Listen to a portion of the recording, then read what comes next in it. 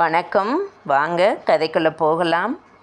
அலுவலகம் முடிந்து களைப்பாக வந்த கணேசனுக்கு மனைவி சுதாவின் பொலிவான தோற்றம் ஒரு பூகம்பத்தின் அறிகுறி என்பது தெரியவில்லை.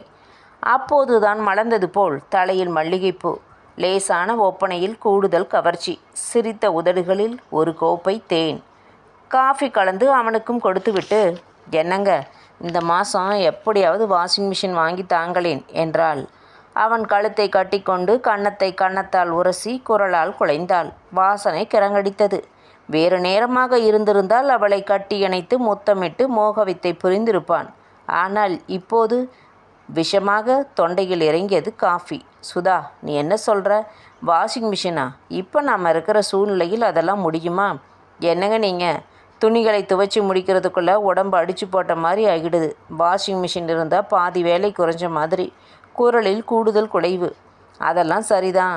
வீடு கட்ட வாங்கின கடனையே இன்னும் அடைக்க முடியலை. முதல்ல அது முடியட்டும், அப்புறம் பார்க்கலாம். கணவன் கண்டிப்புடன் சொன்னதும் சுதாவின் கண்களில் அருவி. இப்போ எது கலர? ரங்கராஜனும் உங்கள் கூட வேலை பார்க்குறவர் தானே. அவருக்கும் உங்கள் அளவுக்கு சம்பளம் தானே. அவரால் மட்டும் எப்படி அவ்வளவு பொருட்களை வாங்க முடியுது? கணேசன் துடுக்குற்றான். நீ எதுக்கு அவங்க வீட்டுக்கு போன? நான் போயே ரொம்ப நாளாகுது.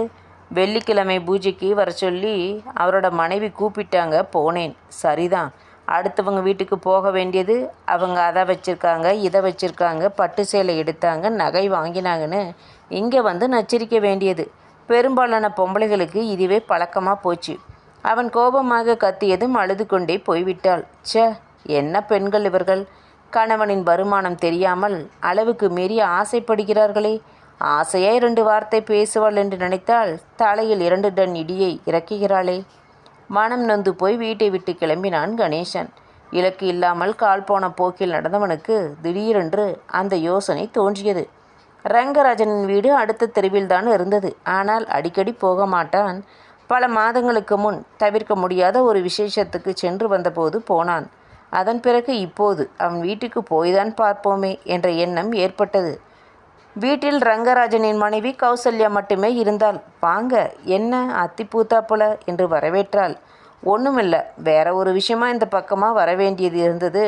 அதான் உங்கள் வீட்டையும் பார்த்துட்டு போகலான்னு வந்தேன் என சுற்றும் முற்றும் பார்த்தான். பளிச்சென்று நவீனமாக இருந்தது உயர்தரமான பர்னிச்சர்கள்.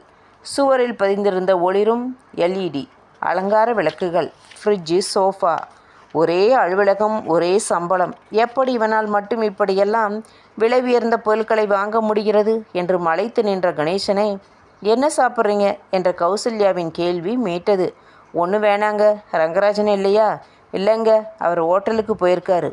ஏன் வீட்டில் சமைக்கலையா? சாப்பாடு வாங்க போகலைங்க, ஹோட்டலில் வேலைக்கு போயிருக்கார். என்னது, ஹோட்டல் வேலைக்கா?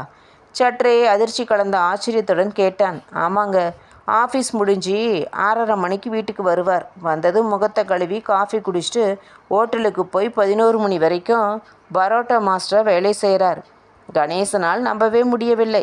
எந்த ஹோட்டல் என்று விசாரித்து கொண்டு ரங்கராஜனை வந்து பார்த்தான். வெறும் முண்டா பனியனும் பழைய வேட்டியுமாய் ஆளை அடையாளம் தெரியாமல் பரோட்டா வீசி கொண்டிருந்தான். வாங்க கணேசன் சார், என்ன இந்த பக்கம்? உங்களை பார்க்க வீட்டுக்கு போயிருந்தேன். நீங்கள் ஹோட்டலில் வேலை செய்கிறதா சொன்னாங்க. எப்போ இருந்து பரோட்டா மாஸ்டர் ஆனீங்க? நம்ம கம்பெனியில் வேலைக்கு சேர்கிறதுக்கு முந்தையே பரோட்டா மாஸ்டராக தான் இருந்தேன். வேலைக்கு சேர்ந்த பின்பும் பார்ட் டைமாக இதை செய்கிறேன். ஒரு நாளைக்கு 400 ரூபா, மாதம் 12,000 ஆச்சுல்ல. ஆஃபீஸில் தர சம்பளம் போதலையா? போதும். ஆனால் அதை மட்டுமே நம்பி இருந்தால் பொண்டாட்டி கேட்குறதையெல்லாம் வாங்கித்தர முடியுமா?